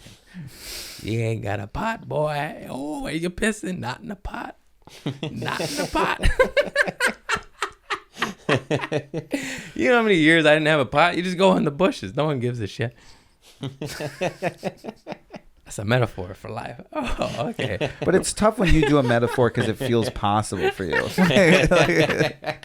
that's the issue with your metaphors is you're like, I was peeing in bushes, and I'm like, yeah, that works. But you probably were. I mean, like, were you? Like, that's how you got punched. Yeah, sometimes you just go to sleep in the ditch. The sunshine will wake you up. In the wet dew. Oh, it gets cold out there. Anyways, we're probably wrapping up. I'm getting delirious here. We've been rolling. This is a good one, man. I have so much fun on these. I love it's so fun. But as the big important question comes, here it is, man. I need how we wrap up my podcast. Do you have a good story of when you shit your pants, like on a hot date or a wedding night, fiance, or like at work on stage? Nate heard diarrhea at his pants on stage. Joe Maurice was shitting in the bushes and while getting a parking ticket, he's like, "Hey, I'm pooping here." You know, something real good. Yeah. So, well, here's the thing. So I don't have a great. I sense that might have been So coming. let me say this: I am a very responsible young man who does not. I'm also squeamish about that thing. So I tend I to. think not, we all are, but you know. but sometimes- no, like Sometimes you just gotta push. it was like part of like when I start dating girls. I'm like, hey, so I know there's a lot of guys out there who like to discuss that kind of stuff. They think it's. I'm not one of those. Let's. I pretend like you don't do that, and pretend I don't either. Oh wow. That's literally we have a no poop talk. Yeah, me too. I know. We have a no poop talk policy in my household. With that said, I will say a pissing story because as a kid, It could be a childhood poop. because I was going. Well, Can I go to pissing? Pissing is a little It's a little lame. weak, It's a little weak. but we have Listen. to I'm do- not here to say It's okay. Some people don't have poop stories. The second you brought up the topic, I was like, ugh. I knew. We've had like 3 people that didn't poop their pants, and I called them liars. I've never pooped my pants for sure. Not. Not even when you're like 6, Well, as like a kid. but still, like past the diaper, turd goes down the leg at school. It's See, embarrassing. no, absolutely not. Never. This guy. But I'll tell you what I did do, which was I struggled a lot with the pissing thing. So I pissed the Okay. bed very late into like high school. I was still struggling with You're it. afraid of your father. I I talk about this. I had this thing when I went to bed. I had to get this like special device. What does that mean? Why are you guys laughing? I don't know because maybe I don't know. I'm a therapist now. It just Sometimes- cracked me up. You're afraid of your father. I don't think so. Yeah. But yeah, I had to wear this thing when I went to bed. That like, A shiwi? what does that mean? It's this little cup for women so they could pee standing up. Oh, It's no. bad joke. It's a bad joke. You don't know what a shiwi is. I don't. I'm not familiar with the shoe. I had to wear this. It was like these 2 little like electrical clips that would like attach to my underwear when I went to bed. Oh no! And they'd electric And shock there was your a pee-pee? No. And then there was What kind of childhood was this? Put shockers on his nuts. no. You poor child. No. I almost touched you. You poor thing. I get it, bro. I'm afraid of my father too. No, I'm not afraid of my dad. We have a good relationship. Yeah. Yeah, me too. And then it would. Anyway, there was a box next to my head. It would make noise when it would feel like liquid. That is a good piss story. So I would. Well, wait. So I was going to tell a better piss story. So because. The better than the electric ball therapy. Yeah, better than electric ball therapy, if you can even believe it. You know, that wasn't a thing because, again, can't stress this enough. It doesn't actually electrocute you; it makes a noise. Okay. I could just see. Cut to him just being the biggest freak ever. Just I can only come when I'm being electrocuted. He's tasing himself. I know. That seems like such a I nightmare to be one digress. of those people. I actually never got into the weird kinky shits. I don't want to get. I know it's I scary. don't want to get addicted to that too, I and I need a know. ball gag and a fucking foot in my ass. I know. No, you got to be Get careful. out of here. Yeah, no, you Get like, that foot. Get the toe out of here, sir. sir, Sir, ma'am. sir, ma'am. No, I was gonna say that I struggled with pissing myself a lot. That was a thing that happened a lot because I had trouble with my bladder, and so I guess one time we had to do this like presentation with like puppets in school. This was when I was like a little kid, and I was like Hansel and Gretel, and I remember. I don't remember. My dad told me the story later, but I remember like I did it and I peed myself during it, During the show. during like the filming of it, but nobody noticed when it happened. I felt very subtle. And then they taped it on a VHS and they like sent it around all the parents. And so my dad like got it like 4th or 5th, and he was like, "We get this tape, and you're starting a story." And he's like, "And you're so clearly have to go to the bathroom, and you're like hitting yourself during a story. You're like Hansel and Gretel, like." And then he's like, and then at the end you pee yourself on camera, and literally you hear the librarian's like, "That was great," and like cuts and it just goes to the next kid. Like nobody. And he was like, we had to go into school and be like, "So you have to burn this tape? Are you kidding me?" Put that on your Instagram. This is the stuff people want to see. Nobody. That's gold. That's My fantastic. dad burned it, but that's my. You know what? I don't think I have ever pissed myself. Like I cannot recall a Oh, piss. see that I did multiple times as a kid. That's where I struggled. Like that. I've pissed on myself, but that was my own volition, you know, like Choice. You made a pissing in a choice. cup in a car or pooping in that church parking lot, and you just spray your chon chons. You know what I'm saying? What? Oh, we're getting real silly. I get silly. I got up early. I went to the gym. I'm trying to get forearms. Very excited about to move. I'm gonna get a new gym. Yeah, it's good. Anyways, yeah, that was great, man. Tell the people, Danny Jolles, everybody check out his special. It's called 6 Parts. It's free on YouTube. Yeah, YouTube, share it, like it, review it, subscribe it, do the things. Spread it out. It really means a lot. It matters a lot. It really helps. It gets the algorithms going. Turn down streamers because I was like, I want it in the people's hands because I really believe it's a good special. And then also, our industry is broken, so follow me on social media helps a lot. Yeah. Follow him. His handle is @electricnutsack.